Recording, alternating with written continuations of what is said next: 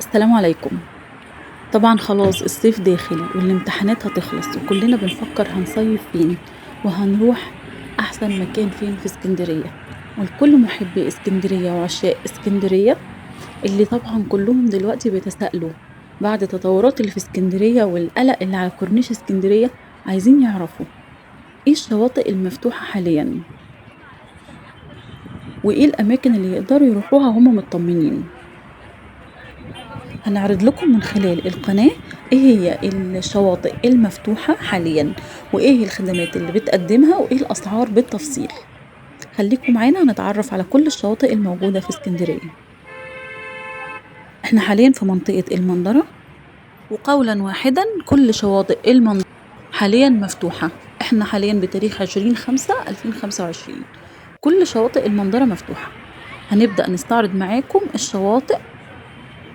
أول شاطئ بيقابلنا شاطئ جويل المنظرة، وده طبعا من بعد شاطئ الشيراتون، لأن من بعد سور المنتزه بيقابلنا شاطئ الشيراتون، وده طبعا تبع فندق الشيراتون. بيبقى طبعا فيه دي يوز، لكن بيبقى مبالغ غير الشواطئ العادية عالية جدا. وبنلاحظ طبعا ان في تطويرات كبيرة تمت في الشواطئ، منها تغيير كل بوابات الشواطئ على مستوى كورنيش اسكندرية كله، وتوحيد ألوان الشمسيات لكل شاطئ.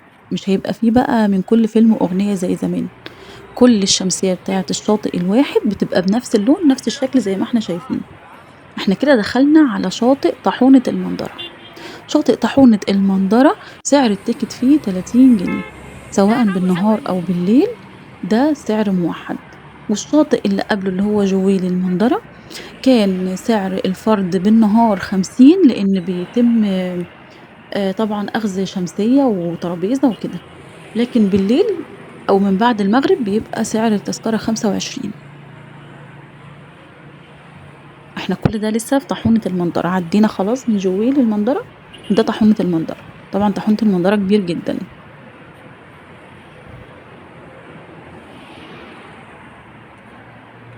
من ضمن التطويرات طبعا تجديد الحمامات، تجديد أماكن تغيير الملابس.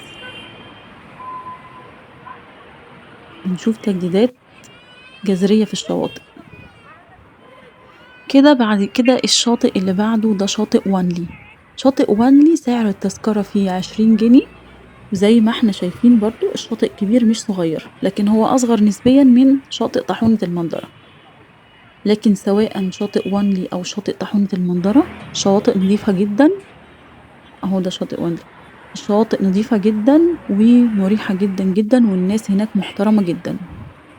وهنزل لكم في الوصف على مدار الفيديوهات الجاية كلها أرقام المسؤولين عن الشواطئ عشان تقدروا تتصلوا وتحجزوا قبل ما تنزلوا، وتضمنوا ان انتوا هتلاقوا مكان في الزحمة.